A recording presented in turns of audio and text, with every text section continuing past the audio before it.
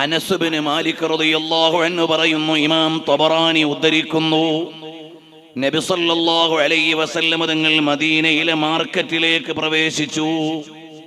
അവിടെ കൂന കൂട്ടി വെച്ചിരിക്കുന്ന കച്ചവട ചരക്കുകളുണ്ട്. നബി സല്ലല്ലാഹു അലൈഹി വസല്ലം തങ്ങൾ ആ കൂനയുടെ ഉള്ളിലേക്ക് കൈ പ്രവേശിപ്പിച്ചു.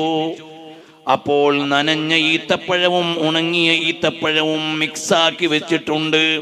മുകളിൽ നല്ല ഈത്തപ്പഴം വെച്ചിരിക്കുന്നു, അകത്ത് അത്ര നല്ലതല്ലാത്തത് വെച്ചിരിക്കുന്നു. ഉടനെ നബി സല്ലല്ലാഹു അലൈഹി വസല്ലം തങ്ങൾ ചോദിച്ചു, അല്ലയോ കച്ചവടക്കാരാ, നീ എന്തിനാണ് ഈ പണി ചെയ്തത്? ഉടനെ അയാൾ പറഞ്ഞു, നബിയേ സല്ലല്ലാഹു അലൈഹി വസല്ലം, ഇതെല്ലാം ഒന്നു തന്നെയല്ലേ?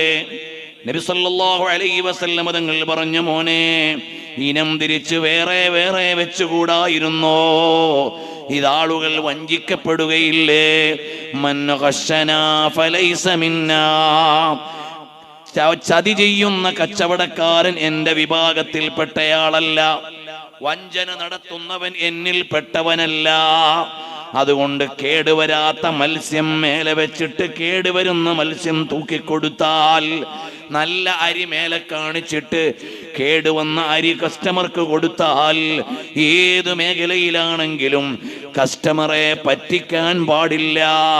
മദീനയിലെ മാർക്കറ്റിലേക്ക് പ്രവേശിച്ചുകൊണ്ട് വ്യാപാര വ്യവഹാരങ്ങളുടെ നിയമം പറഞ്ഞുകൊടുത്ത റസൂലുള്ളാഹ് സ്വല്ലല്ലാഹു അലൈഹി വസല്ലം. കച്ചവടക്കാരന് മാതൃകയുണ്ട്, എല്ലാ മേഖലയിലുമുള്ളവർക്ക് മാതൃകയുണ്ട്.